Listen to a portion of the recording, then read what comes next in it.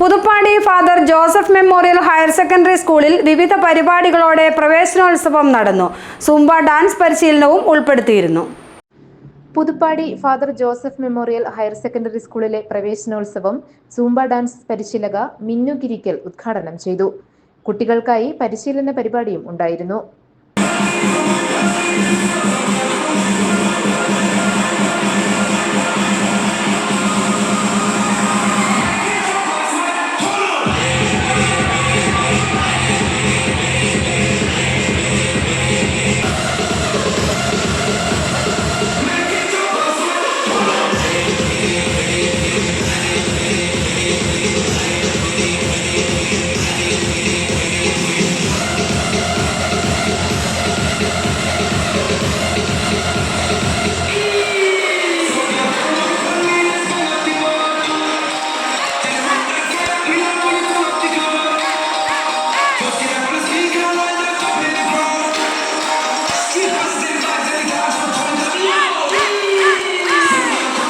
Manager Prasad P Varghese അധ്യക്ഷത വഹിച്ചു.